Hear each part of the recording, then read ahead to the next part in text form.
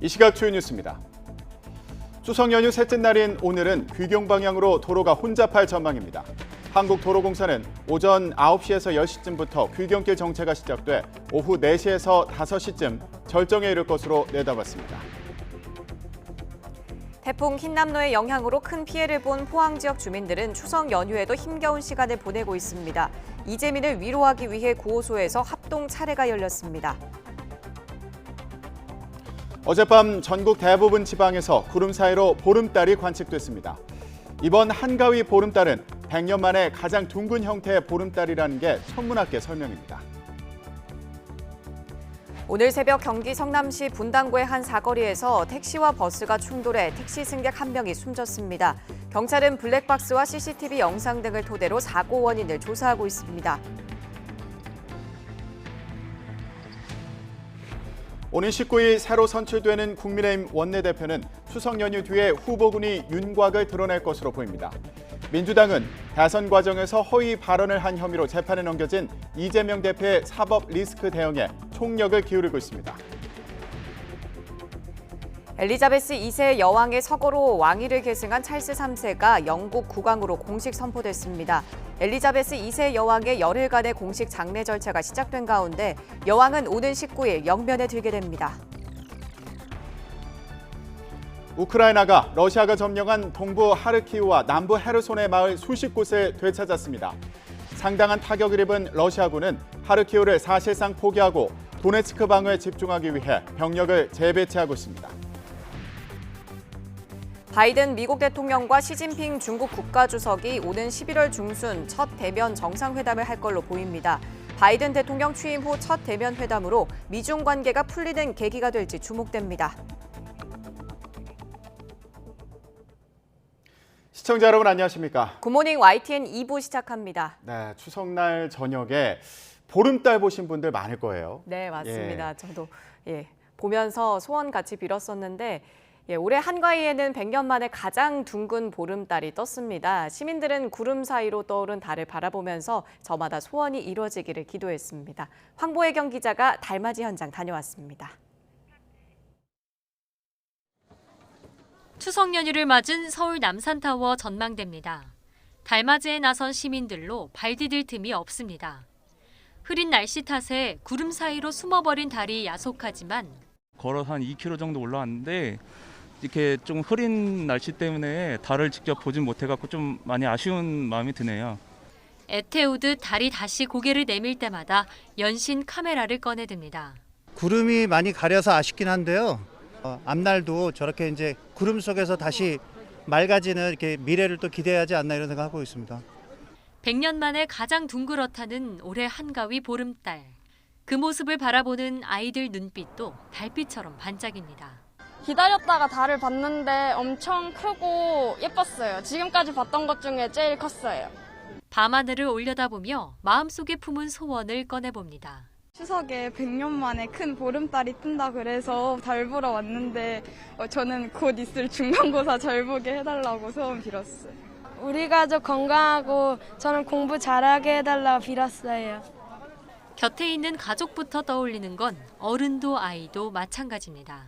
어머니 아프신데 건강하시고 아무 일 없이 올 한 해 잘 지냈으면 좋겠습니다. 자물쇠 소원에다가 엄마 아빠 오래 살라고 건강한 거 했고요. 시골 할아버지 다시 살게 해달라고 썼어요. 구름에 가린 달빛은 희미했지만 서로를 향한 마음은 어느 때보다 선명했습니다. YTN 황보혜경입니다. 누구나 즐겁게 보내야 될 명절이지만 태풍 흰남노 영향으로 큰 피해를 입은 포항 지역의 주민들은 힘겨운 시간을 보내고 있습니다. 이런 이재민을 위로하기 위해 구호소에서 합동 차례가 열렸습니다. 오태인 기자가 전해드립니다. 태풍 피해로 집을 잃은 이재민들의 임시 거처인 주민복지회관. 추석을 맞아 아침부터 차례상 준비가 한창입니다. 추석 차례상에 꼭 올라가는 송편부터 과일까지 정성스레 놓였습니다. 겨우 몸만 빠져나온 이재민이 조상께 애를 올릴 수 있도록 포항시가 합동 차례상을 마련한 겁니다. 한복은커녕 깨끗한 옷도 제대로 입지 못한 이재민들이 출전을 올리고 절을 합니다. 오랜만에 고향을 찾은 가족들과 조상들에게 미안한 마음은 어쩔 수 없습니다. 잘 데가 없으니까 모텔에 가고 제사상을 보니까 조상님 차례도 못 지내잖아요.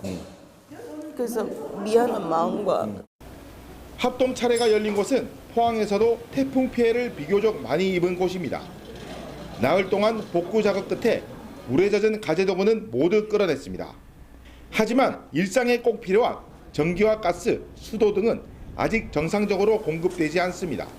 이 때문에 구호소에서 아직 집으로 돌아가지 못한 이재민은 75가구 100여 명. 추석날에도 온 가족이 명절 음식 대신 도시락으로 끼니를 때우며 복구에 팔을 걷어붙이고 있습니다. 아저씨 돌아와준 지가 1년밖에 안 됐거든요. 그래가지고 얼른 나가지고 우리가 대선 지내야 되는데. 누구나 풍성하고 행복하게 보내야 하는 민족 최대 명절인 추석.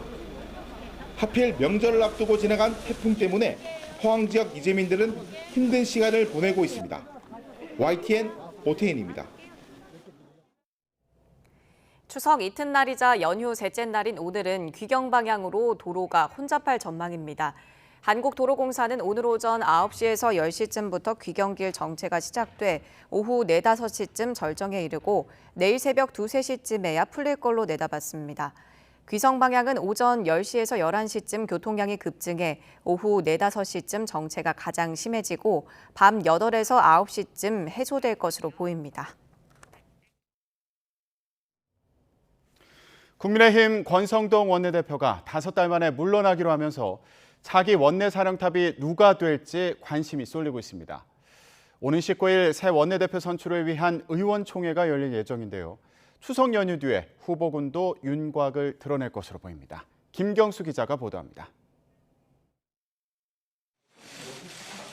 이준석 전 대표 공백 이후 집권 여당 원톱이던 권성동 원내대표가 지난 8일 사퇴를 선언했습니다. 검수완박 합의 번복과 대통령실 사적 채용 관여 논란, 거기다 대통령 문자 유출 사건까지 누적되면서 결국 5달 만에 불명예 퇴진한 겁니다. 저는 오늘 이 자리에서 여당 원내대표 사퇴 의사를 밝힙니다. 당은 신임 원내대표 선출을 위한 절차를 신속하게 진행해 주시기 바랍니다. 이르면 오는 19일 의원총회에서 결정될 새 원내사령탑은 막중한 역할을 맡게 됩니다. 당장 더불어민주당의 파상 공세가 예상되는 윤석열 정부 출범 이후 첫 정기국회를 성공적으로 이끌어야 합니다. 법원이 정진석 비대위 체제에도 제동을 건다면 혼란 수습의 키를 잡아야 할 수도 있습니다. 그래서 당내에선 자천, 타천, 중량감 있는 의원들이 하마평에 올랐는데 3선 이상 중진 10여 명이 후보군입니다. 후보자 간 경선 대신 앞서 법원이 직무를 정지시킨 주호영 전 비대위원장을 다시 추대하는 방식도 거론됩니다. 당 내홍이 완전히 가라앉지 않은 상황에서 선거를 치르면 권력 다툼으로 비칠 우려가 있기 때문입니다. 최근 이른바 신윤핵관으로 떠오른 초재선 의원들의 표심이 변수로 꼽히는 가운데 추석 연휴 이후엔 후보들 간 경쟁 구도가 수면 위로 부상할 것으로 보입니다. 다만 오는 14일로 예정된 가처분 신문기일에서 법원이 또 이준석 전 대표의 손을 들어주면 차기 원내대표 선출 일정은 기약 없이 미뤄질 가능성도 배제할 수는 없습니다. YTN 김경수입니다. 대선 과정에서 허위 발언을 한 혐의로 재판에 넘겨진 더불어민주당 이재명 대표와 민주당의 운명이 벌금 100만 원에 달렸다는 얘기가 나옵니다. 100만 원 이상의 벌금형이 확정되면 이 대표는 의원직을 잃게 되고 민주당은 선거 보조금 수백억 원을 반납해야 합니다. 정현우 기자가 보도합니다. 검찰은 지난 대통령 선거 과정에서 사실과 다른 발언을 했다며 더불어민주당 이재명 대표를 재판에 넘겼습니다. 민주당은 당장 정치 탄압, 표적 수사라며 거세게 반발했지만 저열하고 부당한 최악의 정치적 기소이자 사정 공안 정국으로 만회하려는 어느 국민도 납득할 수 없는 반협치의 폭거입니다. 이제 이 대표와 민주당의 운명은 법정에서 판가름 날 수밖에 없습니다. 특히 이 대표에게 100만 원 이상의 벌금형이 선고되느냐가 초미의 관심사로 떠올랐습니다. 100만 원 이상의 벌금형이 최종 확정될 경우 5년 동안 피선거권이 제한되고 피선거권이 없어지면 국회의원직도 내려놓아야 합니다. 다음 대선 출마 역시 불가능합니다. 민주당으로선 유력한 차기 대권주자를 잃게 되는 건데 이게 다가 아닙니다. 대선 낙선자에게 100만 원 이상의 벌금형이 확정되면 해당 후보를 낸 정당은 보전받은 선거 비용을 반환해야 합니다. 민주당이 중앙선관위에서 받은 434억 원을 다시 돌려줘야 한다는 뜻인데 자칫 당의 존립 기반이 흔들릴 수 있다는 우려까지 나옵니다. 당이 선관위에서 보전받은 비용이 434억 원가량 됩니다. 이제 그에 대해서 이제 반납해야 된다라는 이제 법률적인 해석이 있습니다. 사상 초유의 일이죠. 그런 일이 있다는 것은. 네, 대단히 좀 어처구니 없다. 물론 이 대표가 무죄 판결을 받으면 검찰의 무리한 기소를 지적하며 반격의 기회로 삼을 수도 있습니다. 그런데 문제는 법원의 최종 판단이 언제쯤 나올지 정확히 가늠할 수 없다는 점입니다. 이 대표가 기소된 공직선거법 사건의 경우 1년 안에 대법원까지 결론을 내야 하는 게 원칙이지만 예외도 있기 때문입니다. 여기에다 향후 검찰이 대장동 개발 사업 의혹과 성남FC 후원 의혹, 변호사비 대납 의혹 등과 관련해 이 대표를 추가로 재판에 넘길 가능성도 큽니다. 민주당이 이른바 이재명 사법 리스크에 굴레를 벗는 게 쉽지 않다는 분석이 정치권에서 나오는 이유입니다. 이런 상황에서 민주당은 추석 연휴 마지막 날 이 대표 외 다른 민주당 의원들에 대한 검찰 기소도 우려된다며 기자회견을 엽니다. 검찰이 정치적으로 편향돼 있다며 당 차원의 총력 대응에 나설 태세인데 여야 간 신경전 외에 치열한 법적 다툼도 불가피해 보입니다. YTN 정윤우입니다. 정부가 다음 달 과잉 진료와 건보 재정 부담을 완화하기 위한 고강도 대책을 발표합니다. 이른바 문재인 케어라고 불리며 건보 적용이 확대됐던 MRI, 초음파 검사 등이 주요 대상입니다. 신윤정 기자가 보도합니다. 40대 여성 A씨는 지난해 외래 진료를 2,050회나 받았습니다. A씨처럼 지난해 연 500회 이상 외래 의료기관을 이용한 사람은 500명이 넘습니다. 심각한 과잉, 부적정 의료 이용이 의심되는데 최근 일부 검사 항목의 이용량이 두드러지게 증가한 경향도 확인됩니다. 뇌혈관 자기공명 영상 MRI와 하복부, 비뇨기 초음파에 대한 건보 재정 지출은 목표치의 20-30% 초과 지출됐습니다. 건강보험 보장성 강화 정책, 이른바 문재인 케어로 환자 의료비 부담이 줄어들면서 나타난 부작용이라는 게 정부 판단입니다.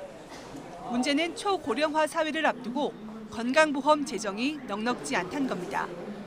건보 적립금이 2029년 전액 소진될 거란 전망 속에 주요 재원인 건강보험료를 더 올릴 여지도 크지 않습니다. 이에 따라 정부는 건보 재정개혁 추진단을 발족하고 건보 재정 낭비를 막겠다며 칼을 빼들었습니다. 우리 국민들께서는 충분한 건강보험의 의료 서비스를 보장하면서도 이 재정 지출이 갑자기 급증한 항목이라든지 과다 의료비용 등에 대한 관리 방안을 논의하는 것을 목적으로 하고 있습니다. 정부는 우선 초음파와 MRI처럼 지출 규모가 큰 항목의 지원 규모를 축소하는 방안을 검토하고 있습니다. 또 국내에 6개월 이상 체류한 외국인 가족에게만 건강보험 혜택을 주는 식으로 외국인 피부양자 자격도 강화하기로 했습니다. 대신 필수 의료 서비스 강화 방안을 동시에 마련해 응급, 고위험 수술과 분만 같은 필수 의료에 대한 투자는 늘린다는 방침입니다. YTN 신윤정입니다. 바이든 미국 대통령과 시진핑 중국 국가주석이 오는 11월 중순 첫 대면 정상회담을 할 걸로 보입니다. 바이든 대통령 취임 후 첫 대면 회담이 되는데요. 대립으로 치닫고 있는 미중 관계가 풀릴지 관심입니다. 강성훈 기자가 보도합니다. 조 바이든 미국 대통령이 시진핑 중국 국가주석을 직접 만날 의사가 있다고 분명히 말했습니다. 11월 인도네시아에서 열리는 G20 정상회의에 시 주석이 온다면 확실히 만나겠다는 겁니다. 올해 G20 회의에는 시 주석도 참석이 예상돼 미중 정상의 첫 대면 회담은 성사 가능성이 높습니다. 바이든, 시진핑 두 정상은 지금까지 5번 화상 또는 전화 회담만 했고 직접 마주 앉지는 않았습니다. 때문에 펠로시 의장의 타이완 방문 이후 대치로 치닫던 양국 관계가 풀릴 거라는 기대가 나옵니다. So countries around the world want to see the United States and the PRC act responsibly, to work together where it is that we can and where our interests align. That is also what we seek to do. 대면 정상회담 예상 시점인 11월 중순은 미국의 중간 선거와 중국의 당 대회가 끝난 이후입니다. 미국과 중국 모두 국내 여론을 덜 의식하고 대국적 협력에 나설 여지가 생기는 겁니다. 중국은 그동안 중국산 제품에 대한 높은 관세를 인하하라고 미국에 요구해왔습니다. 关税战没有赢家，美方对华单边加征关税违反世贸组织规则，不利于中国，不利于美国，也不利于世界。 관세 인하는 미국의 국내 물가 안정에도 도움이 될 수 있어 협력 가능성이 예상되는 분야입니다. 하지만 최근 중국은 러시아에 육해 공군을 모두 보내 훈련에 나서며 미국과 각을 세우고 있습니다. 특히 시진핑 주석은 이번 달 푸틴 대통령과 먼저 정상회담을 하며 세를 과시할 예정입니다. 때문에 미중이 첫 대면 정상회담에 나서더라도 패권을 둘러싼 대립은 여전할 것으로 관측됩니다. YTN 강성웅입니다. 국방부가 경북 성주에 있는 주한미군의 고고도 미사일 방어 체계 사드 기지 정상화에 속도를 내고 있습니다. 가장 중요한 환경 영향 평가는 내년 초 완료를 목표로 정한 걸로 알려졌는데요. 반대 단체와의 마찰도 우려됩니다. 한현희 기자가 보도합니다. 현재 임시 배치 상태인 경북 성주의 주한미군 고고도 미사일 방어 체계 사드 기지. 제대로 된 막사조차 없이 기지가 5년 넘게 방치되어 온 만큼 정부는 최대한 빨리 정상화를 진행한다는 계획입니다. 정상화로 판단할 수 있는 기준은 크게 3가지입니다. 첫째, 환경 영향 평가 완료. 둘째, 상시적인 지상 접근권 확보. 셋째, 우리 정부 소유의 사드 부지를 미군 측에 공여하는 것입니다. 정부가 가장 먼저 착수한 건 상시적인 지상 접근권 확보. 반대 단체들의 시위로 지금까지 식량과 식수 등은 최대 주 5일까지 지상으로 운송했지만 사드 가동에 필요한 유류 등의 핵심 물자는 주로 헬기 등으로 반입해왔습니다. 하지만 헬기 수송에 따른 사고 위험 등이 있는 만큼 경찰을 동원해 시위대를 내보내고 장애시설물을 제거해 시간과 방식에 제한 없이 출입하겠다는 겁니다.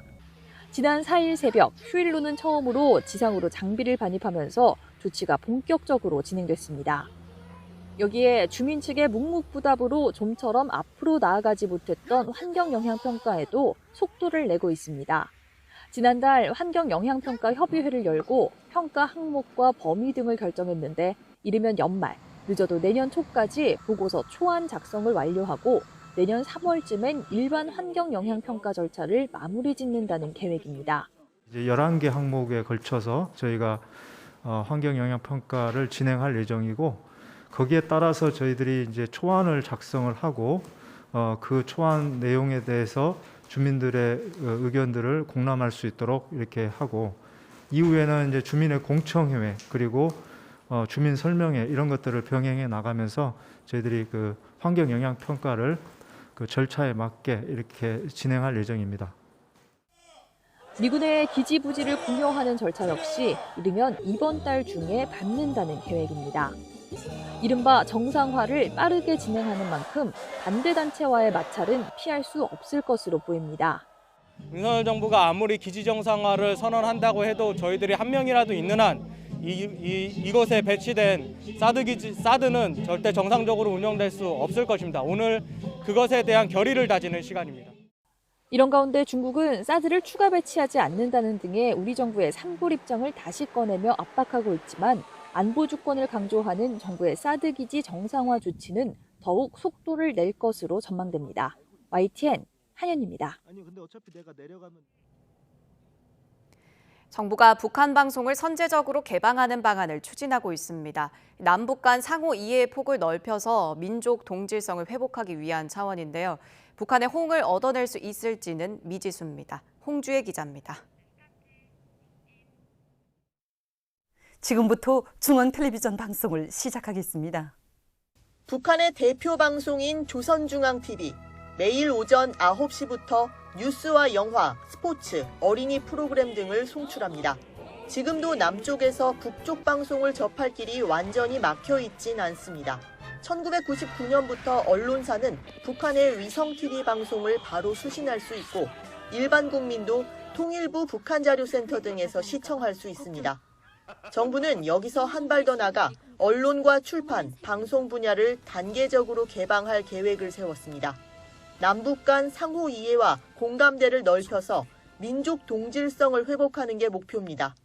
그 북한의 어떤 선전 이런 것보다 사실 보도 위주로 먼저 하고 그다음에 차차 무슨 뭐 문화라든지 이런 거로 폭을 넓혀 나간다 이런 식으로는 내부적으로 생각을 하고 있습니다.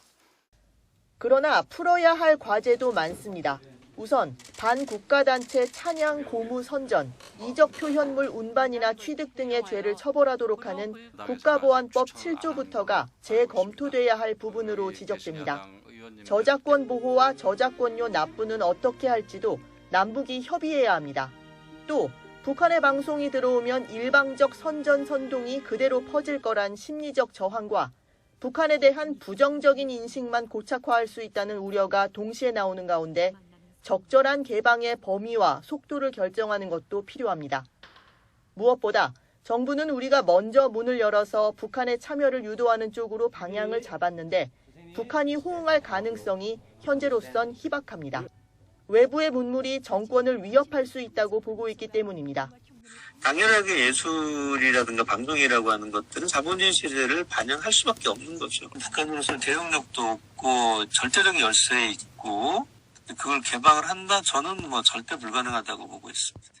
특히 재작년 말엔 남측 영상을 유입, 유포한 사람에게 최대 사형을 선고할 수 있는 반동사상문화 배격법을 제정하기도 했습니다. YTN 홍주혜입니다. 경기 성남시 분당구의 한 사거리에서 택시와 버스가 충돌해 택시 승객이 숨지는 사고가 났습니다. 전남 여수시의 한 어촌마을 선착장에서는 불이 나는 등 화재도 잇따랐습니다. 밤사이 사건 사고 소식 김승재 기자가 전해드립니다. 택시 옆면이 처참하게 찌그러졌고 앞유리창은 강한 충격을 받은 듯 조각나 있습니다. 건너편에는 범퍼가 깨진 노란 버스 한 대가 멈춰서 있습니다. 오늘 새벽 0시 50분쯤 경기도 성남시 분당구의 사거리에서 택시와 24인승 버스가 부딪혔습니다. 옆에가 더 찌그러지고 택시가 지나가는 직진 그쪽에 있는 게 아니라 한 바퀴 돌아가지고 있는 상태니까. 이 사고로 택시에 타고 있던 60대 여성이 숨졌고 택시와 버스 운전자가 다쳐 병원으로 옮겨졌습니다. 경찰은 블랙박스와 CCTV 영상 등을 토대로 사고 원인을 조사하고 있습니다. 화재도 잇따랐습니다. 어젯밤 10시쯤 전남 여수시 한 어촌마을 선착장에 불이 났습니다. 다친 사람은 없었지만 선착장과 어선을 잇는 간이 시설이 불에 탔습니다. 소방당국은 누군가 불꽃놀이를 하다 불을 냈다는 목격자의 진술 등을 토대로 화재 원인을 조사하고 있습니다. 앞선 시각 경기도 평택시의 물류 보관 창고에서 불이 났습니다. 이 불로 2층짜리 창고 한 개동과 안에 보관하고 있던 지게차 등이 탔습니다. YTN 김승재입니다. 최근 들어 달러화가 초강세를 보이면서 덩달아 우리나라의 외환 보유 금액도 감소하고 있습니다. 외환 위기의 악몽이 떠올라 우려감이 커지고 있지만 당국은 당시와는 상황이 달라서 걱정할 필요가 없다는 입장입니다. 박병환 기자가 보도합니다. 미국의 가파른 긴축 정책 속에 초강세를 이어가고 있는 달러화. 원달러 환율의 고공행진은 우리나라의 외환 보유액에 영향을 미치고 있습니다. 지난달 말 기준 외환 보유액은 4,364억 3천만 달러로 7월 말보다 21억 8천만 달러 줄었습니다. 지난해 10월 4,692억 달러로 역대 최대치를 기록한 뒤 지난 3월부터 4개월 연속 감소하다가 7월 소폭 증가했지만 한 달 만에 다시 감소세로 돌아섰습니다. 지금처럼 이상 현상을 보일 땐 당국이 외환 보유액을 이용해 환율 방어에 나섭니다. 외환 보유액이 줄 수밖에 없는데 이는 경제의 비상금이 줄어드는 셈입니다. 특히 경제 주체들은 지난 1997년 외환 위기를 겪은 탓에 외환 보유액에 민감한 편입니다. 이에 대해 금융당국은 달러 강세로 주요국 통화들이 모두 약세인 만큼 걱정할 단계가 아니라고 설명합니다. 주요국 통화들이 지금 동반으로 달러 강세의 영향을 받아서 다 같이 비슷한 흐름을 보이면서 약세를 보이고 있다. 원화도 거의 같은 패턴으로 움직이고 있다 하는 겁니다. 외환 보유액 규모는 지난 7월 말 기준으로 여전히 세계 9위로 탄탄한 편입니다. IMF 기준으로 보면 150%를 기준으로 하면 우리나라 외환 보유고가 아마 몇 천억 불이 모자라고 제가 명확하게 말씀드렸습니다. IMF 어느 직원도 우리나라에 와서 150%까지 외환 보유고 쌓으라고 얘기할 사람도 없고요. 다만 원화 약세와 외환 보유액 감소세가 이어지면 경제 전반의 불안 심리를 부추길 수 있는 만큼 낙관론보단 비상시국에 걸맞은 정책적 대응에 나서야 한다는 지적이 나오고 있습니다. YTN 박병헌입니다. 최근 주택 거래가 얼어붙었다는 평가까지 나올 정도로 시장이 경직되면서 정부가 추가 규제 완화를 고심하고 있습니다. 그동안 무리한 규제란 비판을 받았던 15억 원 초과 주택에 대한 주택담보대출 금지를 풀어주는 방안을 검토 중입니다. 부동산 시장에 어떤 영향이 있을까요? 최기성 기자가 전해드립니다. 서울 강서구 한 아파트 단지입니다. 전용 면적 84제곱미터가 16억 원대의 매물로 나와 있습니다. 현행 규제대로라면 시가 15억 원 이상이라 주택담보대출을 전혀 받을 수 없는 곳입니다. 지금은 안 되죠. 큰 있는 사람은 지금 30만대가 신용을 죽지가 하니까. 15억 원 초과주택 주택담보대출 금지 조치는 지난 정부가 집값을 잡겠다는 취지로 내놓은 제도입니다. 도입 당시 대출 제한 기준선을 시가 15억 원으로 정한 근거가 불분명하다는 등의 비판이 잇따랐는데 현재 재산권 침해 논란으로 위헌 소송도 제기된 상태입니다.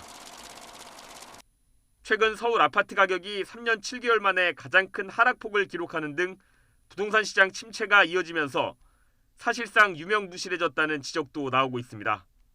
상황이 이렇다 보니 정부도 규제를 풀어서 대출을 허용하는 방안을 검토 중입니다. 시가 15억 원이 넘는 주택을 살 때도 주택담보대출을 받을 수 있도록 하겠다는 겁니다. 다만 규제가 풀려도 시장에 미칠 영향은 제한적일 것이란 분석이 적지 않습니다. 15억 원 이상의 집을 구매하거나 좀 더 비싼 집으로 갈아타는 경우에는 도움이 되겠지만 그것만으로 전체 매매 시장의 활성화까지 이단할 수는 없습니다. 소득에 따라 대출을 제한하는 총부채 원리금 상환 비율, DSR 규제가 함께 작동하기 때문입니다. 16억 원짜리 아파트를 산다고 가정했을 때 집값의 절반인 8억 원을 대출받더라도 매달 은행에 갚아야 하는 원리금이 430만 원에 달합니다. 게다가 DSR 40%를 충족하려면 월소득이 1,000만 원을 넘어야 하는 셈입니다. 소득 수준이 높지 않으면 규제가 풀려도 대출 한도에 제약이 생기는 구조인 만큼 고소득층에게만 유리할 수 있다는 지적도 나옵니다. 혹시 상대적으로 고소득이면서 맞벌이인 경우가 대상자가 된다라고 보는 거는 맞을 것 같고요. 적어도 이제 다주택은 아닌 상황이라고 한다면 1주택에 한해서는 내 집 마련에 대한 기회가 서울 수도권 지역에서 좀 더 확대된다고 보기는 해야 되겠죠. 정부는 아직 확정된 건 없다면서 시장 정상화 차원에서 여러 방안을 살펴보고 있다고 설명했습니다. YTN 최기성입니다.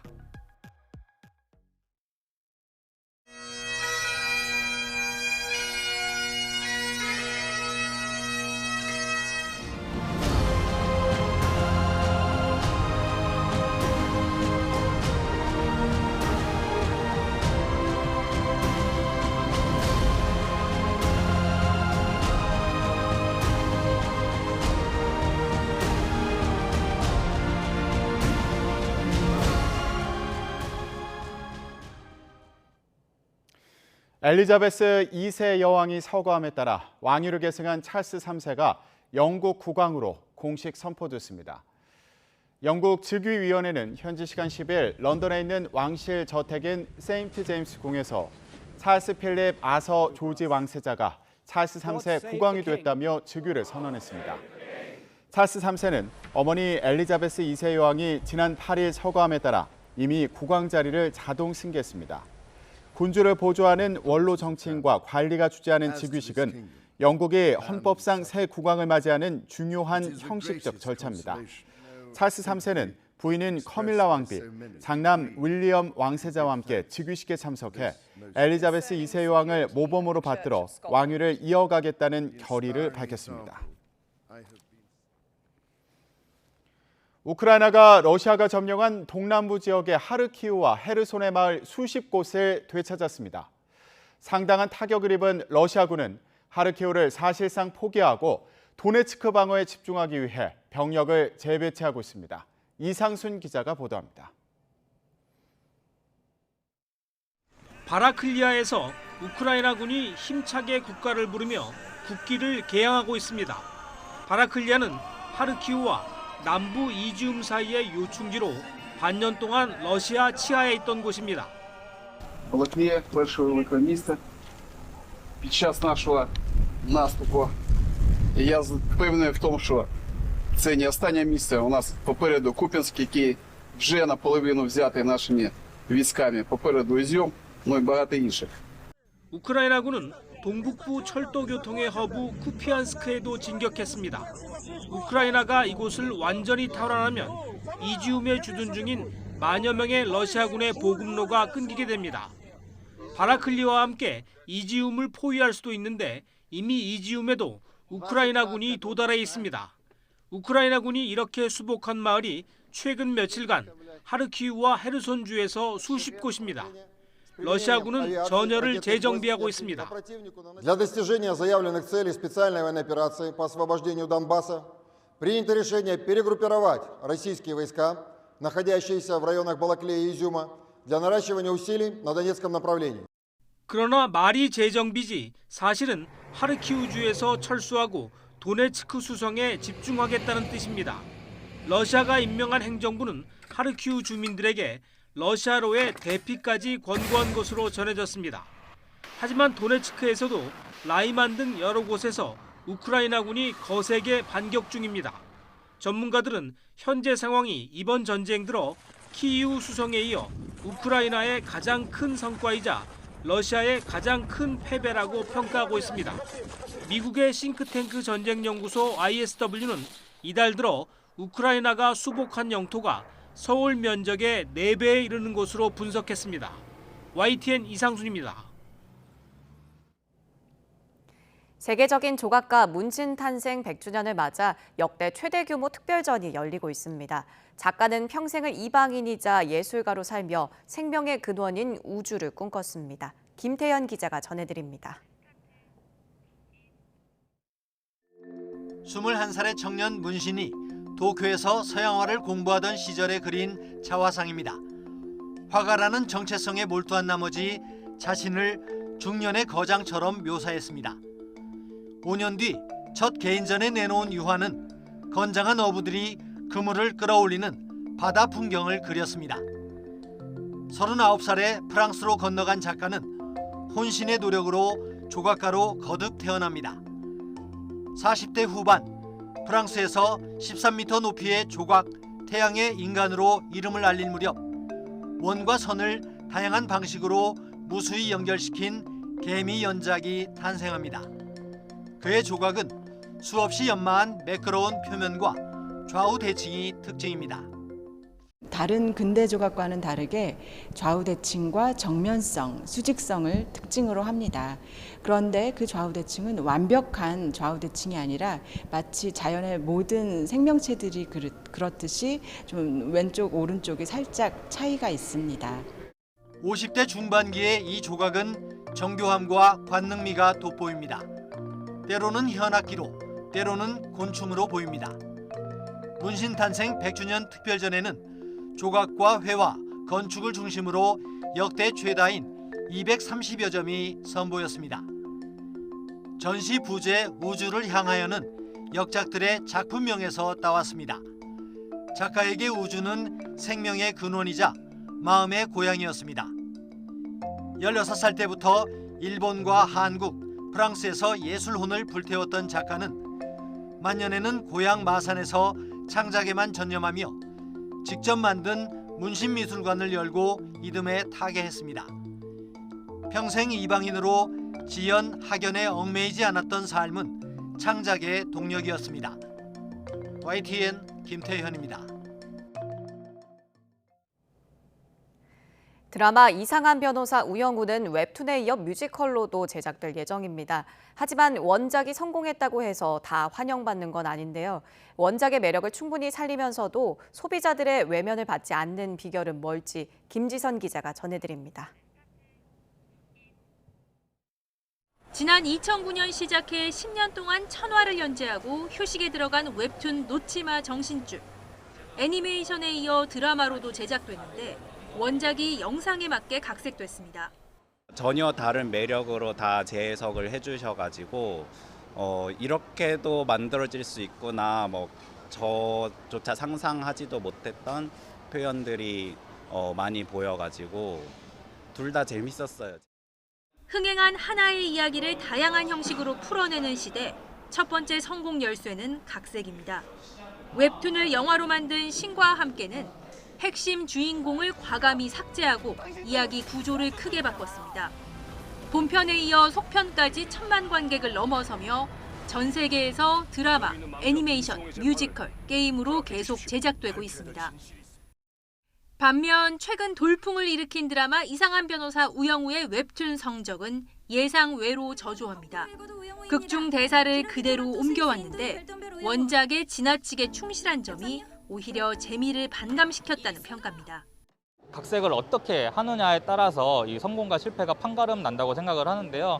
이 웹툰을 누가 어떻게 보는지, 누가 어떻게 즐기는지 그 부분을 면밀히 본다면 아예 이야기를 창작할 때부터 다양한 형식으로 활용될 가능성을 염두에 두기도 합니다.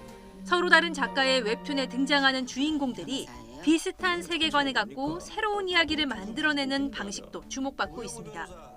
마블 코믹스의 아이언맨과 헐크, 토르가 한데 모인 어벤져스 시리즈가 대표적인 성공 사례입니다. 그리고 성공을 거두더라도 그것이 남는 것이 일시적인 수익 창출밖에 없는 것 같아요. 제작사가 세계관을 구축할 수 있다면, 그래서 좀 IP가 IP를 창출하고 창출된 IP가 다시 또 IP를 창출하고, 즉 그때선 그 인기들이 이어질 수 있는 이터널 사이클을 형성할 수만 있다면. 통 큰 각색과 이야기 장벽을 넘나드는 세계관. 하나의 이야기가 끊임없이 사랑받기 위한 다양한 공식들이 만들어지고 있습니다. YTN 김지선입니다. 뮤지컬 주연을 맡았다가 출연을 거절한 방송인 주병진 씨를 상대로 손해배상 소송을 낸 제작사가 최종 패소했습니다. 대법원은 최근 A 제작사가 주 씨를 상대로 낸 소송 상고심에서 A 씨의 상소를 기각하고 주 씨의 승소를 확정했습니다. 앞서 1심 재판부는 주 씨와 A사 대표가 공연 전날 출연료를 반환하기로 협의했고 2심도 A사가 주 씨의 사정을 알고 더 출연을 요구하지 않는 등 출연 계약이 끝났다고 보는 것이 타당하다고 설명했습니다. 지적장애 여학생을 상대로 유사 성행위를 한 교사에게 내려진 파면 처분이 정당하다는 판결이 나왔습니다. 서울고등법원 춘천재판부는 교사였던 A씨가 강원도 교육감을 상대로 낸 파면 처분 취소 청구 소송 항소심에서 원심과 마찬가지로 원고 패소 판결을 내렸습니다.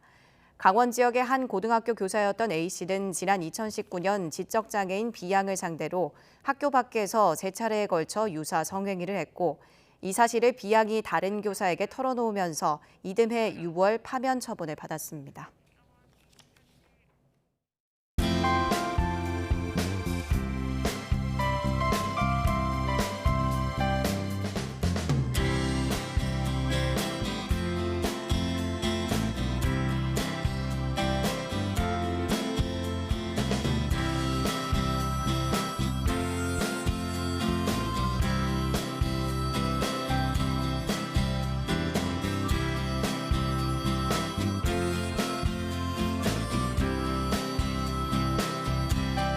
첫째 아이가 6살 때부터 백록담에 물고인 걸 꼭 보고 싶어 했었는데 그때 둘째 아이가 어려서 같이 못 왔었어요.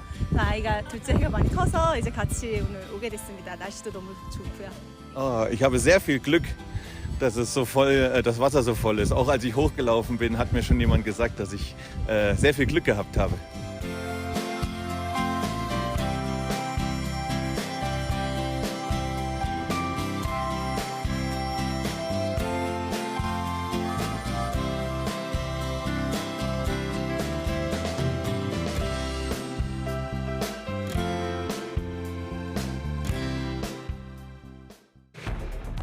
이 시각 주요 뉴스입니다. 추석 연휴 셋째 날인 오늘은 귀경 방향으로 도로가 혼잡할 전망입니다. 한국도로공사는 오전 9시부터 10시쯤부터 귀경길 정체가 시작돼 오후 4시에서 5시쯤 절정에 이를 것으로 내다봤습니다. 3년 만에 거리두기 없는 추석을 맞아 공원 묘지와 추모시설은 가족과 친지들로 종일 붐볐습니다. 요양시설 등에선 비대면 면회만 허용돼 가족들은 아쉬운 마음을 달래야 했습니다. 윤석열 대통령은 추석인 어제 군 장병들과 해외 파병 부대를 격려했습니다. 윤 대통령은 전날에는 배식 봉사를 하는 등 이번 연휴 기간 민생 행보를 이어가고 있습니다. 어젯밤 전국 대부분 지역에서 구름 사이로 보름달이 관측됐습니다. 이번 한가위 보름달은 100년 만에 가장 둥근 형태라고 천문학계는 설명했습니다.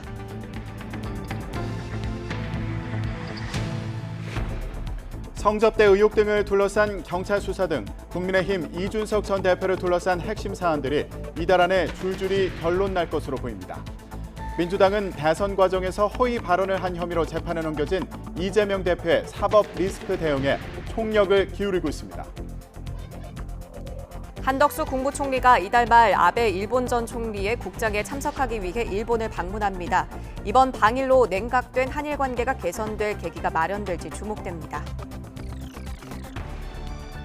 엘리자베스 2세 여왕의 서거로 왕위를 계승한 찰스 3세가 영국 국왕으로 공식 선포됐습니다. 엘리자베스 2세 여왕의 10일간의 공식 장례 절차가 시작된 가운데 여왕은 오는 19일 영면에 퇴교됩니다.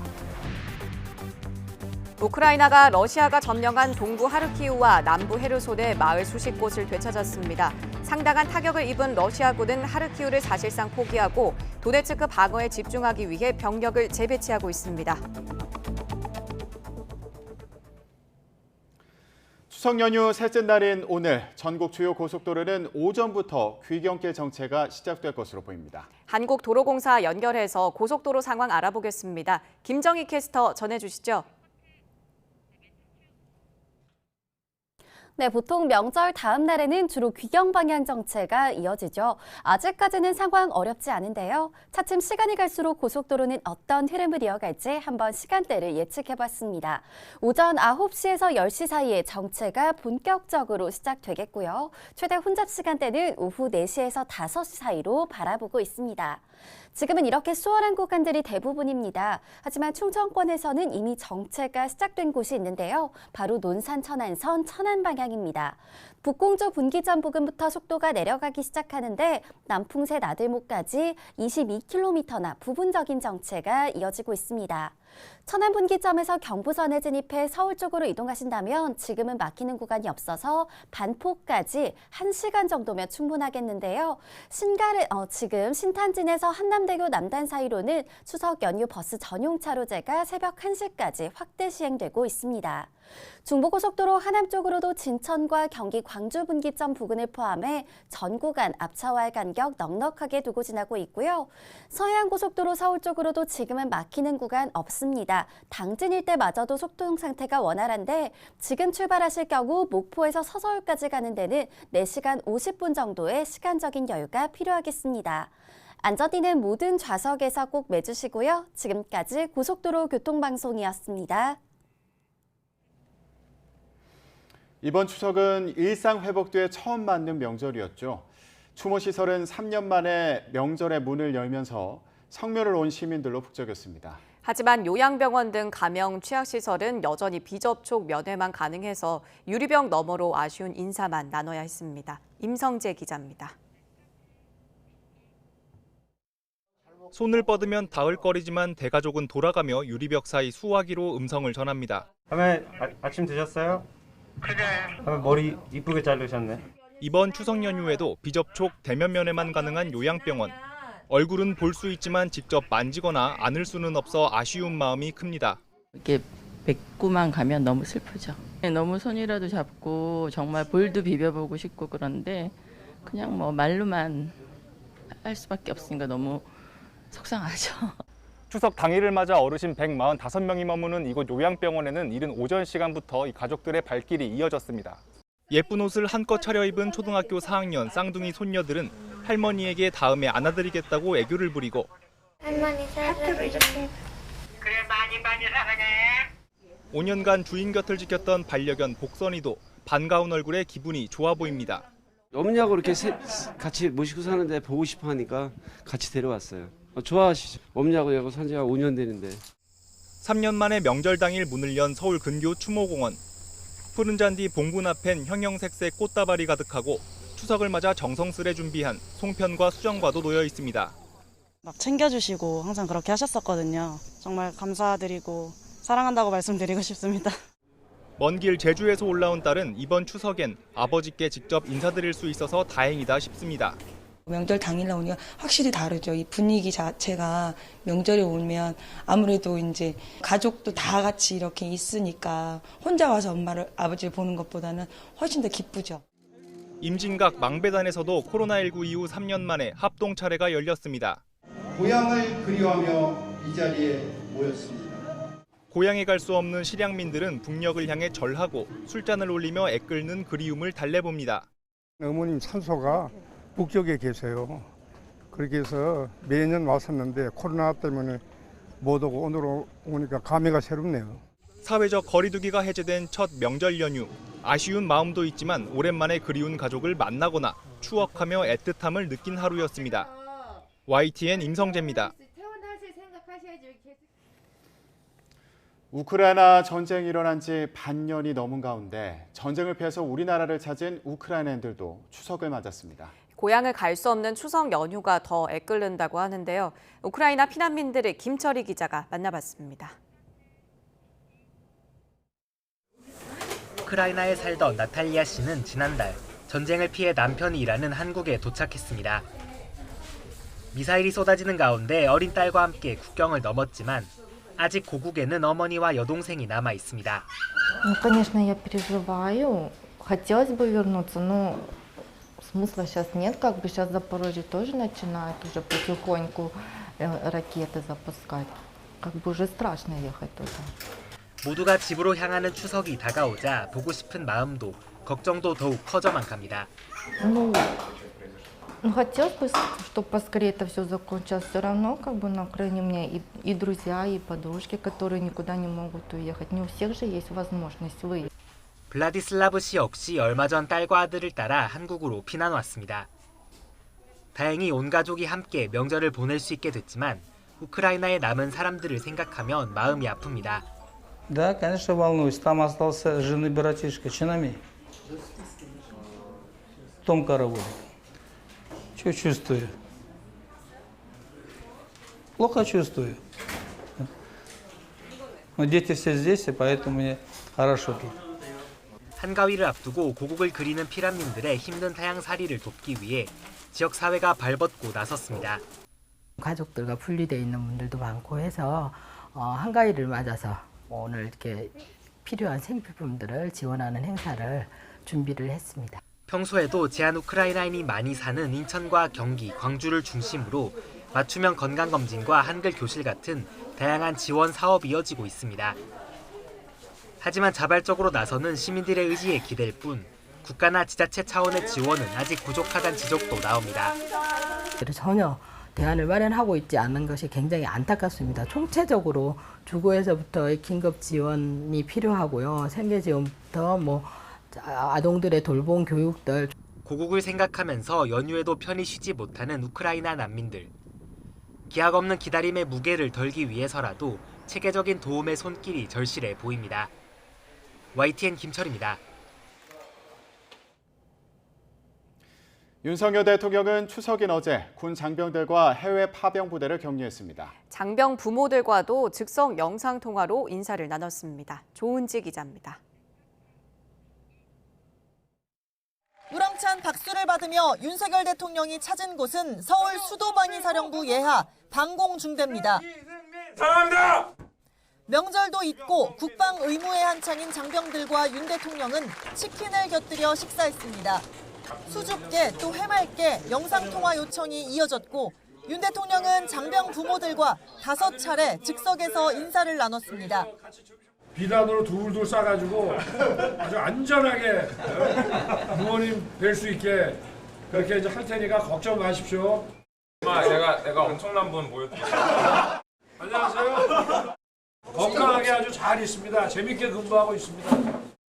윤 대통령은 수도 서울의 상공을 지키기 위해 헌신하는 장병들이 반갑고 고맙다며 보람있는 군 생활이 되도록 지원을 아끼지 않겠다고 약속했습니다. 돈으로 따질 수 없는 그런 아주 귀한 경험이 될 거예요. 여러분들 다 우리 소중한 대한민국 국가의 미래이고 자산입니다. 여러분이 잘 되는 것이 나라가 잘 되는 겁니다. 제가 또 안심하고 나라 일을 또 볼 수 있지 않겠습니까? 용산 집무실 지하 벙커로 돌아와선 해외 파병 부대 4곳을 화상으로 격려했습니다. 우리는 과거 국제사회에 도움을 받던 나라에서 도움을 주게 된 유일한 국가라며 세계 평화와 번영을 이룩하는 데 역할이 매우 크다고 강조했습니다. 현지에서 수행하는 이런 노력들이 우리나라의 국격과 위상을 높이는 매우 중요한 일입니다. 아무쪼록 건강 잘 챙기기 바랍니다. 연휴 첫날 배식 봉사를 시작으로 전통시장 깜짝 방문, 영국 엘리자베스 2세 여왕 조문까지 일정 3개를 소화했던 윤 대통령. 취임 뒤 첫 번째 추석은 가족과 명절을 보내지 못하는 이들과 함께하겠다던 그 약속대로 광폭 민생 행보를 이어갔습니다. YTN 조은지입니다. 윤석열 대통령의 국정 운영에 대한 긍정평가가 직전 조사보다 소폭 상승해 30%대를 기록했다는 여론조사 결과가 나왔습니다. MBC가 코리아 리서치에 의뢰해 지난 7일과 8일 전국 만 18세 이상 남녀 1,001명을 대상으로 조사한 결과 윤 대통령이 국정 운영을 잘하고 있다는 응답은 30.4%, 못하고 있다는 63.6%로 집계됐습니다. 이는 지난달 12일에서 13일에 같은 기관이 실시했던 여론조사와 비교해 긍정평가는 소폭 상승하고 부정평가는 소폭 하락한 것입니다. 긍정평가 이후로는 결단력과 추진력이 있어서라는 응답이 25.7%로 가장 많았고 공정하고 원칙을 잘 지켜서 국민과 소통을 잘해서가 뒤를 이었습니다. 부정평가 이후로는 능력과 경험 부족이 34.1%로 1위였고 독단적이고 일반적이어서와 정책 비전이 부족해서라는 응답이 그 다음이었습니다. 윤 대통령의 배우자 김건희 여사에 대한 특검이 필요하다는 응답은 62.7%, 필요하지 않다는 응답은 32.4%로 조사됐습니다. 더불어민주당 이재명 대표가 공직선거법상 허위사실 유포 혐의로 수사받는 것에 대해서는 표적 수사가 아니다라는 답변이 52.3%, 야당 대표에 대한 표적 수사라는 답변이 42.4%로 나타났습니다. 이번 조사는 100% 무선 전화 면접 방식으로 진행됐고 표본 오차는 95% 신뢰 수준에 플러스 마이너스 3.1%포인트입니다. 더 자세한 내용은 코리아 리서치 홈페이지나 중앙선거여론조사심의위원회 홈페이지를 참조하면 됩니다. 성접대 의혹 등을 둘러싼 경찰 수사와 가처분 신청, 또 윤리위의 추가 징계 여부까지 국민의힘 이준석 전 대표를 둘러싼 핵심 사안들이 이번 달 안에 줄줄이 결론 날 것으로 보입니다. 이 전 대표의 정치 인생도 중대 갈림길에 서게 됐습니다. 강진원 기자가 보도합니다.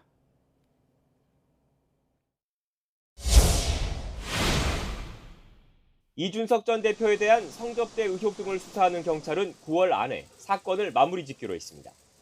최근 이 전 대표에게 소환을 통보하고 막바지 수사에 속도를 내고 있습니다.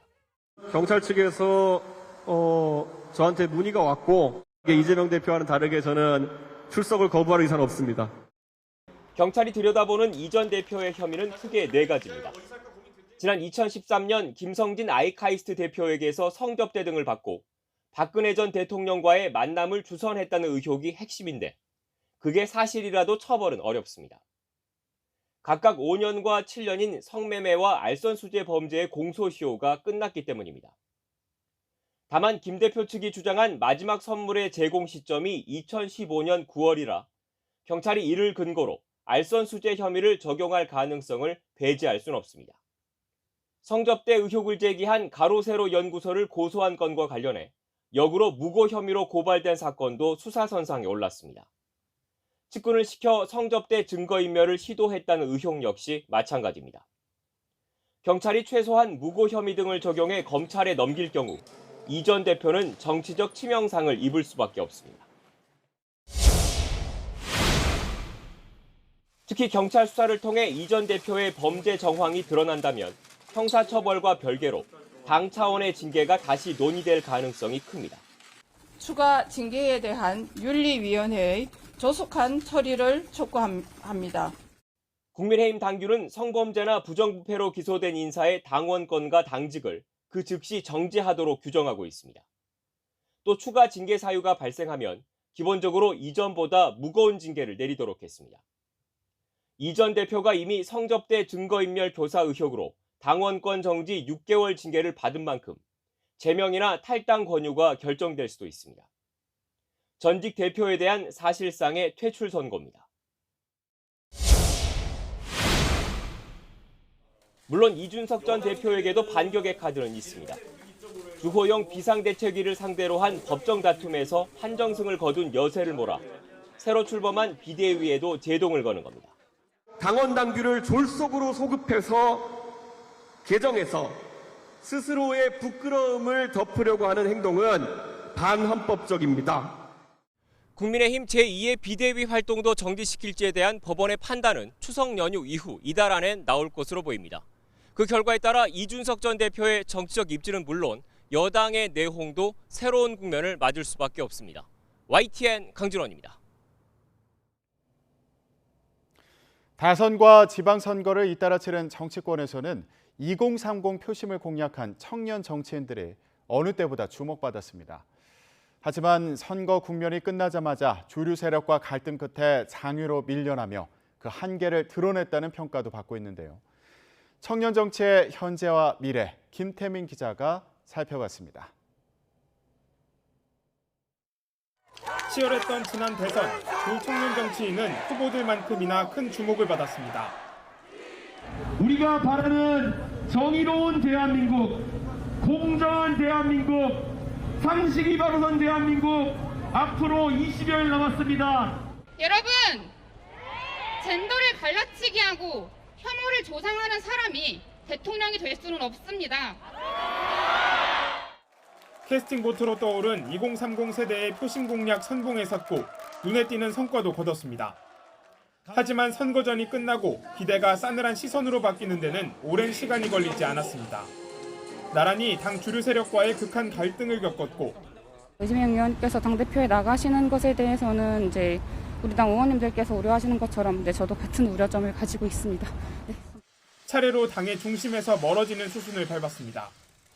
그들이 원하는 정치 과제를 다뤄달라면서 당원 가입 캡처 화면을 보내온 그 수많은 젊은 세대들에게 마약 같은 행복함에 잠시 빠졌고 정치권이 당장 필요할 때만 청년 이미지를 소비한 것 아니냐는 지적이 나오는 대목입니다.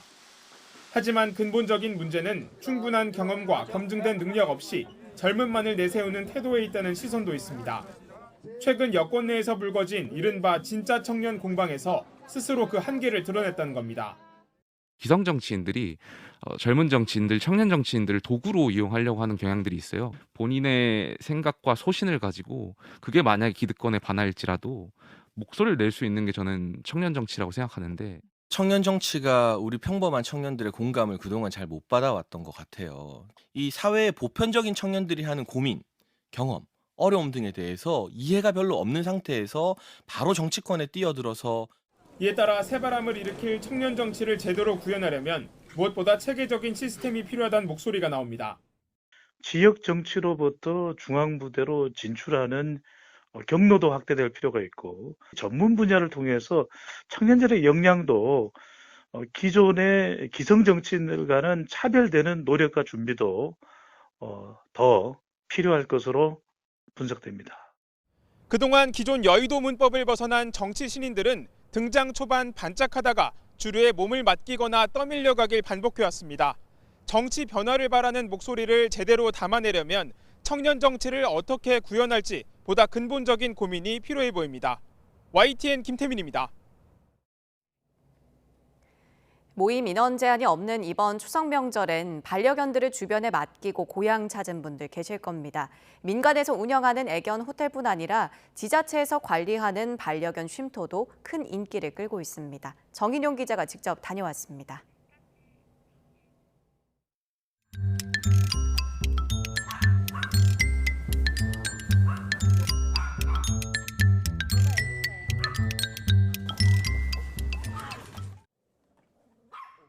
반려견들이 넓은 공간에서 쉴 새 없이 뛰어다닙니다.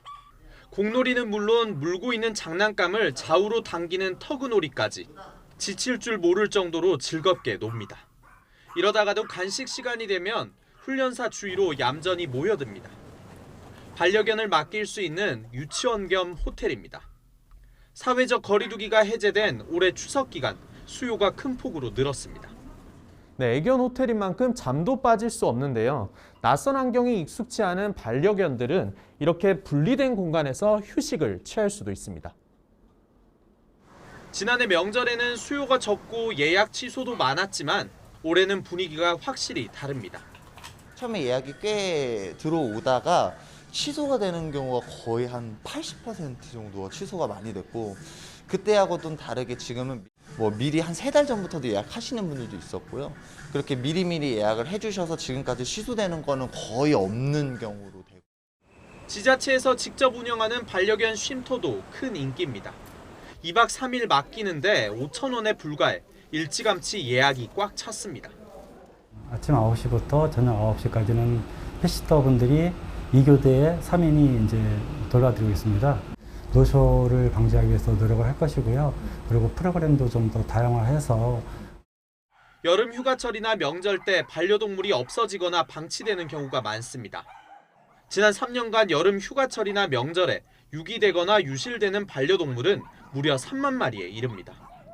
반려동물도 나의 가족이라고 생각하고 키우신 만큼 혹시라도 여행을 가시거나 집을 많이 비우실 경우에 단기로 이렇게 동물들을 돌봐주는 곳, 이런 곳들 많이 있으니까 그런 걸 이용하시거나. 반려동물 천만 시대. 그에 걸맞는 관심과 책임이 따라야 할 걸로 보입니다. YTN 정인영입니다. 담비와 삭 그리고 수달, 우리 생태계에서 사라질 위기에 처한 야생 동물들이죠. 이 동물들이 지리산과 덕유산 국립공원 등에서 자유롭게 생활하는 모습이 무인 카메라에 잡혔습니다. 최명신 기자가 보도합니다. 황갈색 털의 까만 꼬리를 가진 멸종위기 2급 담비 가족이 먹이 사냥에 나섰습니다. 땅속 두더지 냄새라도 맡은 듯 연신 코를 킁킁거립니다. 날렵한 몸놀림으로 나무에도 올라보고 자주 다니는 길목엔 소변으로 영역을 표시합니다. 호랑이가 자취를 감춘 남한 지역에서 최상위 포식자로 군림하고 있는 담비의 모습이 국립공원공단이 설치한 무인 센서 카메라에 속속 포착됐습니다. 역시 멸종위기 2급인 삭도 오늘의 주인공입니다. 생김새가 고양이와 비슷하지만 몸집이 더 크고 반점이 많은 게 특징입니다. 사냥에 성공한 뒤 먹이를 물고 가는 모습이 같은 장소에서 낮과 밤 카메라에 모두 찍혔습니다. 담비와 삭이 영역을 두고 물가에서 팽팽한 신경전을 벌이는 이색적인 모습도 포착됐습니다. 멸종위기 1급 수달은 밤나들이를 나왔습니다. 캄캄한 밤 눈을 밝힌 채 개울에서 물장구를 치고 사냥도 즐깁니다. 백두대간 생태축이 아닌 다른 지역 국립공원에서 다양한 멸종위기 동물들이 한꺼번에 관찰됐다는 점에서 눈길을 끕니다. 이번 영상을 통해 자연 속에서 희귀한 야생 동물들의 살아가는 모습과 생태적 습성을 알 수 있습니다. 국립공원공단은 이러한 야생 동물의 보존을 위해 지속적으로 노력하겠습니다. 국립공원 측은 야생 동물들의 보금자리를 보호하기 위해 등산객들이 지정된 탐방로를 지켜줄 것을 당부했습니다. YTN 최명신입니다. 천적 곤충을 활용해 농작물 해충을 잡는 천적 활용 농법이 있는데요. 시범 사업 결과 상당한 효과가 있는 것으로 나타났습니다. 오점공 기자가 전해드립니다. 심은 지 한 달가량 된 멜론을 살펴보고 있는 송점식 씨. 농장에 곤충을 풀어놓기 시작하는데 가루이라는 나방을 잡는 천적곤충 담배장님 노린재입니다. 천적을 활용한 친환경 농법을 사용하고 있는데 20년가량 이렇게 해오고 있습니다. 예찰을 하다 보면은 이게 해충도 보이게 되는 것이고 그때에 바로 천적을 갖다가 넣으면 농사에 그러면 성공을 하는 거죠. 적절한 시점에 천적을 풀어서 해충을 잡는 천적 활용 농법. 해충이 없으면 병균도 줄어서 농약을 안 쓰거나 적게 쓰게 되면서 당연히 약재 비용을 많이 줄일 수 있습니다. 네, 비닐하우스 옆 면과 출입구에는 보시는 것처럼 이렇게 촘촘한 모기장이 설치되어 있습니다. 나방과 해충을 막기 위해서입니다. 올해로 2년째 고추 농사를 짓고 있는 홍명성 씨도 천적 활용농법을 사용하고 있습니다. 진딧물과 총체벌레, 담배나방 등 해충을 100% 다 잡지 못해도 천적 곤충을 풀어놓은 효과는 상당했습니다. 그 천적 사업을 하면서 많이 느꼈던 것이 우리가 그 노동력을 많이 절감함으로써 소득 증대에도 도움이 될 것으로 하고요. 스마트팜에서도 천적을 활용하는 농사 방법이 꼭 필요합니다. 그래서 저희 농촌진흥청은 전라북도 농업기술원 등의 지자체와 함께 연구 개발은 물론 천적 활용 농법이 확산되도록 노력하고 있습니다.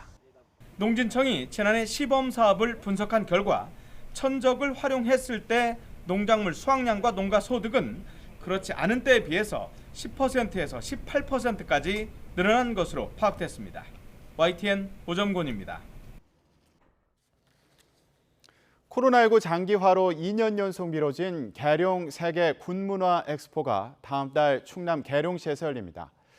평화와 화합을 주제로 열리는 이번 박람회에는 볼거리뿐만 아니라 헬기 탑승 체험 등 다양한 프로그램이 마련됐습니다. 이상곤 기자가 전해드립니다.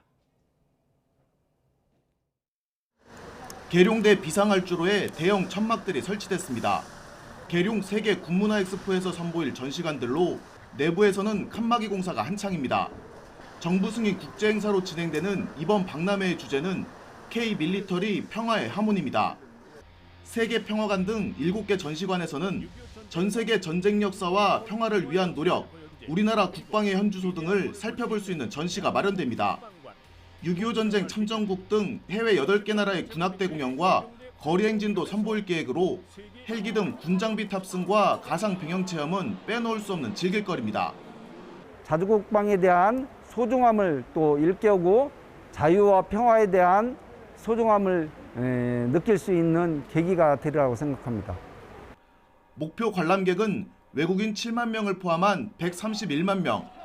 조직위는 710억 원대의 생산 유발 효과가 생길 것으로 기대하고 있습니다. 박람회는 2년 전 열릴 예정이었지만 코로나19로 그동안 개최가 연기돼 왔습니다. 코로나19 재유행 이후 신규 확진자 수가 감소세를 보이지만 얼마나 많은 사람이 박람회장을 찾는지가 관건. 220만 충남 도민들은 박람회 성공 개최를 위해 관람객 유치 활동 등에 힘을 보태기로 했습니다. 분단국가 그리고 위기의 그런 아픔을 겪은 대한민국으로서 경제 성장한 모습과 그리고 평화를 기원하는 평화의 메시지를 세계인들한테 전달하는 그런 계기가 될 것입니다. 대한민국 육군과 해군, 공군 상군본부가 있는 계룡대에서 열릴 이번 박람회는 다음 달 7일부터 관람객을 맞이합니다. YTN 이상곤입니다. 울산 남구 야음 근린공원이 아파트 개발 대신 기존 녹지 기능을 유지하면서 공원으로 조성될 전망입니다. LH와 울산시 국토부 사이에 의견이 모인 것으로 전해졌습니다. JCN 울산중앙방송 김영환 기자입니다. 국민의힘 박성민 국회의원이 야음 근린공원의 공원화를 촉구하고 나섰습니다. 박 의원은 야음 근린공원이 남구와 중구를 잇는 도심 사이에 자리 잡으면서 공해 차단 녹지로서의 기능을 하고 있는 곳이라고 강조했습니다. 이어 무분별한 주택단지 개발이 아닌 시민의 건강권을 지킬 수 있는 공원으로 거듭날 수 있는 계획 수립이 필요하다고 말했습니다. 박 의원은 울산시, 국토부 등과 기존 녹지를 보존하고 명품 공원으로 조성하는 데 긍정적으로 의견이 모아졌다고 밝혔습니다. NH공사의 사업 변경 동의를 구하였고 국토부의 후속 조치도 조속한 시일 내 진행시켜 나가겠습니다. LH는 최근 민선 7기 당시 민관협의회에서 도출된 야음지구 공해 차단 녹지 강화 방안을 수용하지 않겠다는 공문을 울산시에 통보한 바 있습니다. 박 의원은 이와 관련해 LH가 조만간 공동주택 사업을 철회하는 내용을 담은 사업 변경안을 발표할 것이라고 말했습니다. 김두겸 울산시장도 야음 근린공원은 공해 차단 기능을 유지한 채 시민에게 돌려줘야 한다는 입장을 밝혔습니다. 공공시설을 처음에 뭐 입점한다면 충분히 이해가 가는데 그게 주거지역이 한다. 이거는 그 뭐 잘못된 시작이고 하여튼 그 바로 잡아야죠. 아파트 대신 스포츠 시설 등의 공공시설 유치가 검토될 것으로 예상됩니다. 여러 논란이 일었던 야암 근린공원이 주민의 품으로 돌아올 수 있을지 관심이 모아지고 있습니다. JCN 뉴스 김용환입니다. 청정 지역으로 알려진 제주에서도 하루 1000여 톤이 넘는 생활 폐기물이 발생하는 등 쓰레기 문제가 날로 심각한데요. 최근 폐자원을 이용하는 업사이클링 산업의 발전 방향을 알아보는 포럼이 제주에서 열려 관심을 끌었습니다. KCTV 제주방송 문수희 기자입니다. 아기자기한 생활용품들이 전시돼 있습니다. 가방이나 컵, 의류와 액세서리 등 각양각색의 제품들. 모두 쓸모없거나 버려진 물건을 재활용한 업사이클 제품입니다. 폐자원을 단순히 다시 쓰는 재활용에서 한 단계 더 나아가 새로운 제품으로 탄생시키는 업사이클은 탄소 중립을 지향하는 시대에서 가장 주목받는 가치입니다. 이처럼 업사이클 활성화를 위한 방향을 찾고 새로운 생활 방식을 제안하기 위한 장이 제주에서 마련됐습니다. 업사이클, 우리 생활의 대번역을 주제로 사흘 동안의 일정으로 개최된 아시아 업사이클 제주 포럼입니다. 국내외 전문가와 교수를 비롯해 업사이클 관련 단체와 기업 등 200여 명이 참석해 업사이클의 발전 방향을 모색하고 있습니다. 이번 포럼에서는 포스트 코로나 시대에서 더욱 강조되고 있는 지역 업사이클 센터의 역할과 과제에 대한 심도 있는 논의도 진행되고 있습니다. 제주도 내에서 업사이클이 정착되는 모습들을 전국이나 혹은 또 아시아 혹은 세계의 선례가 될 수 있는 그런 모범적인 사례를 만들어 보려고 노력 중입니다. 업사이클에 대한 이해도를 높이기 위해 도민들이 직접 참여할 수 있는 다양한 체험 프로그램과 전시, 부대 행사도 진행돼 눈길을 끌고 있습니다. 넥스카프로 만들면은 환절기 때 목 보호도 되고 패션을도 예쁘게 이렇게 돼서 저희가 이런 거를 자주 이런 기회가 있으면 만들고 있어요. 한 차원 높은 폐기물 처리 정책으로 주목받고 있는 업사이클링.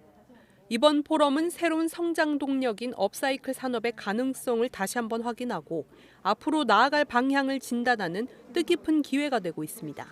KCTV 뉴스 문수희입니다. 추석날 자신의 집에 불을 지른 50대가 경찰에 붙잡혔습니다.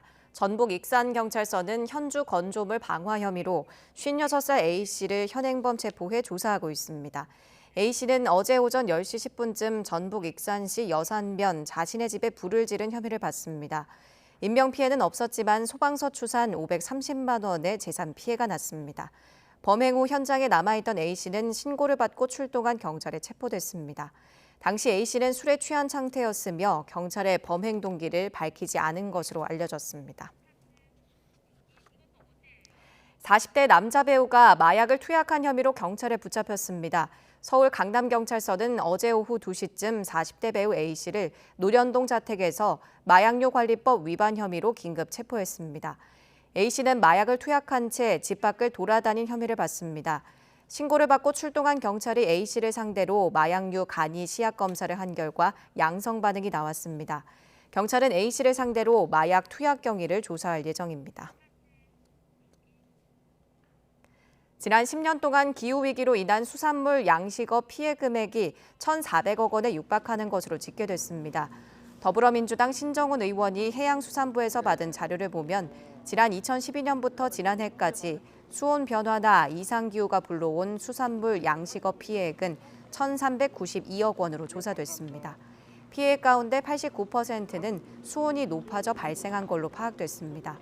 실제 우리나라 해역의 평균 수온은 지난 2012년 섭씨 17도에서 지난해에는 17.96도로 1도 가까이 오르는 등 수온 변화가 빠르게 진행되는 걸로 나타났습니다. 대한민국엔 수많은 집이 있습니다. 형태는 비슷하지만 그 안을 들여다보면 사는 사람마다 다양하게 해석되는 집을 볼 수 있는데요. 과연 어떤 모습일까요?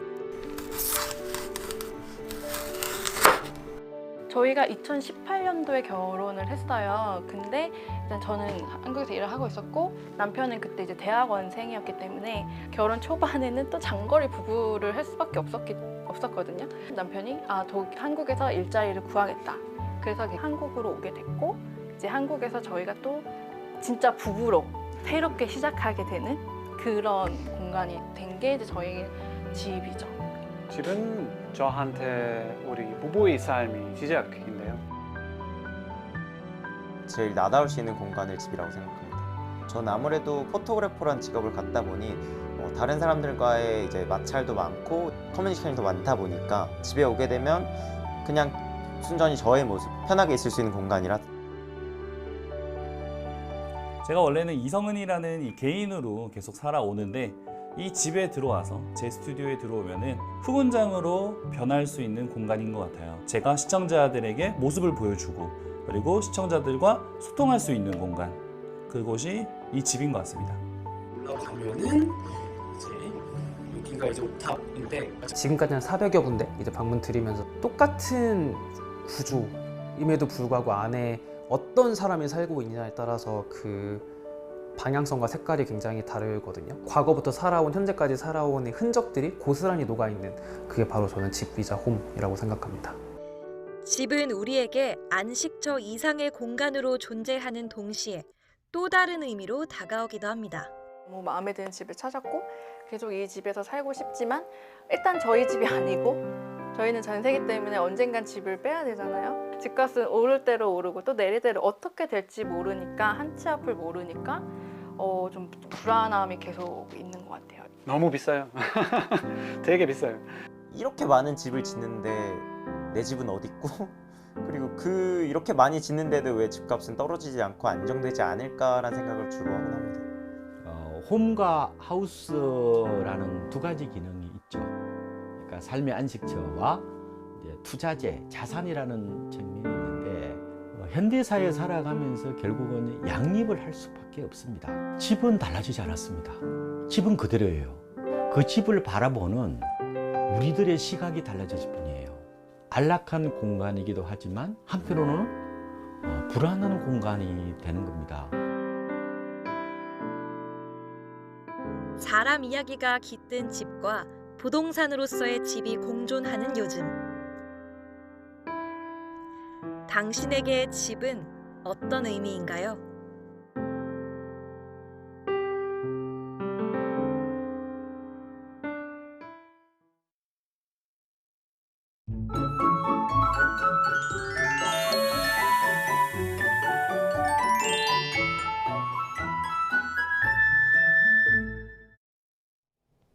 네. 오늘은 하늘빛이 흐립니다. 남해안과 호남 서해안, 제주도는 비도 오겠는데요. 이 비는 내일 충청과 남부지방까지 확대합니다. 모레까지 이어지겠는데 일단 내일까지 제주도는 최고 70mm, 그 밖의 지방에는 5에서 40mm의 비가 예상됩니다. 오늘 전국이 흐린 가운데 제주도는 비가 오겠고요. 남해안은 낮부터, 호남 서해안은 밤부터, 그리고 영동은 오후 한때 비가 올 것으로 보입니다. 또 경기 남부와 충남 서해안, 동해안을 중심으로는 빗방울 정도 예상됩니다. 낮 기온은 남부를 중심으로 덥겠습니다. 대구가 28도, 부산 28도 예상되고 서울은 25도 보이겠습니다.